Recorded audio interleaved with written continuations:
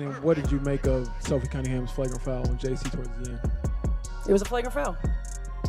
Think it's like defending Caitlin or defending the team, or how do you view just how it all? I view it as a flagrant foul.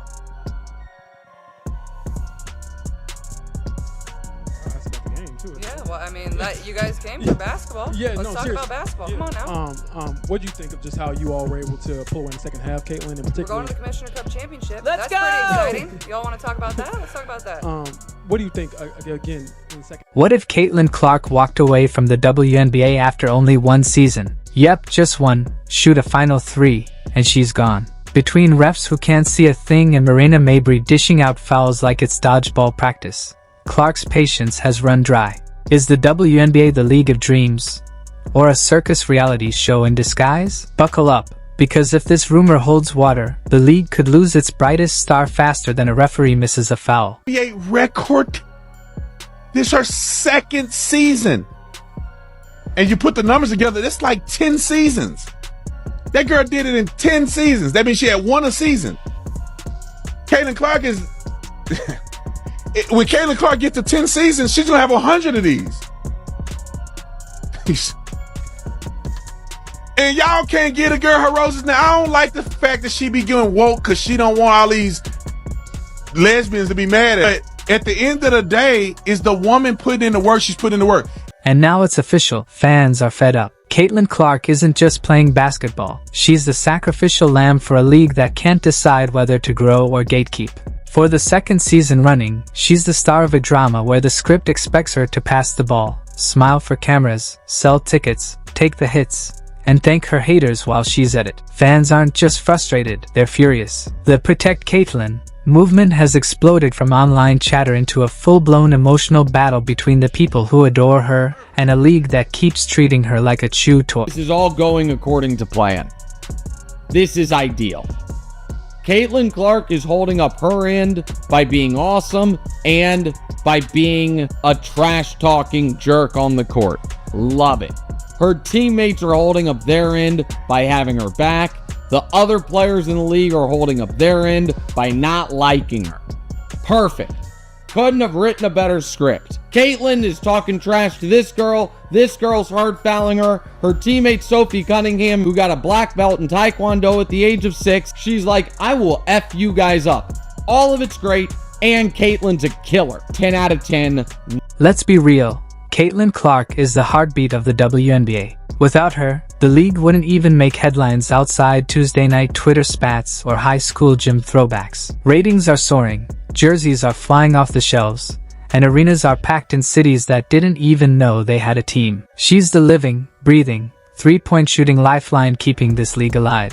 And how does the WNBA repay her? With questionable referee calls, frosty teammates, and more elbows than a WWE Royal Rumble. Clark is driving the WNBA insane. It's to the point that she may need to step away from the WNBA, have a billionaire come in that has the money to prove a point, and say, Caitlin, I'll pay you $50 million just to see if the WNBA can make it without you. Let's go create a complete different league and expose the hell out of the WNBA just to embarrass this Angel Reese girl that Jameel Hill just said she could go down as a Michael Jordan of WNBA. Remember when people said she was being welcomed into the league like every other rookie? If by welcomed you mean mugged at mid-court, while referees whistle Dixie and look the other way like they just dropped their glasses in a Looney Tunes cartoon.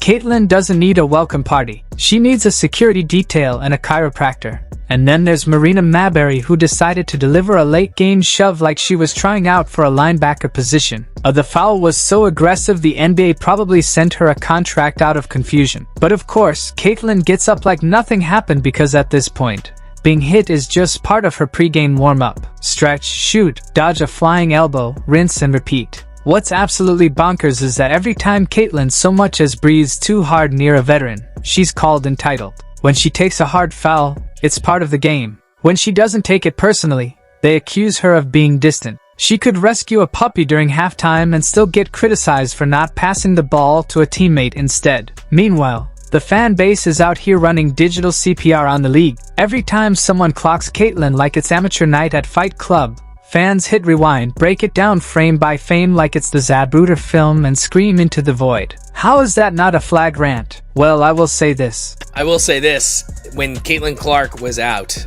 they lost 55% of their viewership. So, like, basically, Caitlin Clark is paying all their salaries. Pretty much. I mean, at the end of the day, you can hate her as much as you want, but she's brought in millions of fucking dollars. So you should be kissing her ass. And that kind of defeated the purpose of Angel Reese's argument of she's like, hey, it's not just Caitlin Clark that is bringing all the viewership to the WNBA. It's like, well, it definitely is. It's like it kind of proved that with the viewership rating being down that she significantly increases viewership with They tried so hard to compare her to Caitlin Clark. They tried. The ref's silent. The league louder about dress code than player safety. It's like the entire ecosystem has gone mad. Now fans aren't just asking if Caitlin Clark should stay. They are begging her to leave. Imagine her signing a shoe deal, hitting the broadcast booth, or just taking her talents to Europe, where basketball is basketball and not a high-stakes game of let's see how much abuse one woman can endure before she snaps overseas. She'd get paid, protected, and probably greeted at the airport with flowers, not flying elbows. Let's face it. The WNBA is running a Caitlin Clark content farm and feeding her the same slop every week. Unnecessary drama, bad calls, zero support. Fans see it. The media sees it. Even the people who pretend not to like her secretly check the schedule to see when she's playing because love or hate her, she's the whole show. But no one wants to watch the main character get sabotaged every episode. She's brought more to the league in 2 seasons than some franchises have in 2 decades. And yet, she gets treated like a guest at her own party. Even the promos are awkward. Come watch Caitlin Clark and the others. It's like she's Beyonce and the rest of the league is a very confused Destiny's Child. No shade, just facts. Fever and Sun hold a brawl and a basketball game breaks out. This was something. Caitlin Clark, without question, gets raked across the face. I think she gets poked in the eye, but it's difficult to tell. If you're the Indiana Fever, you cannot stand by and let that happen. They need to make it clear to the officials. If you're going to let this happen, then we're going to stand up for our player and make a mess of the game, and you're going to have a big mess on your hands. So you need to stand up for this. You need to do something about this. You've just learned with definitive data and beyond question that Caitlin Clark controls more than half the audience for the entire WNBA. And let's not forget the constant gaslighting. It's not that bad. She's being dramatic. She needs to earn her stripes.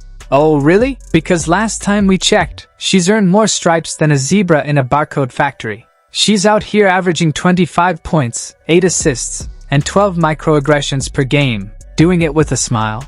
What more does she need to do? Levitate? Fans aren't stupid. They see the double standard. They see how the league bends over backwards for some players and casually shoves others under the bus. They see the forced storylines, the passive-aggressive interviews, and the locker room politics. And they're tired. They're tired of watching Caitlin fight for space on a team she built. They're tired of watching her get snubbed in all-star voting like it's a middle school popularity contest. They're tired of pretending this is okay. If she leaves after this season, it won't be because she couldn't hack it. It'll be because she's smart enough to know when she's being played. And let's be honest, leaving might be the power move of the century. The league that couldn't stop talking about her would suddenly have to face a very quiet reality. No more packed arenas. No more record-breaking streams.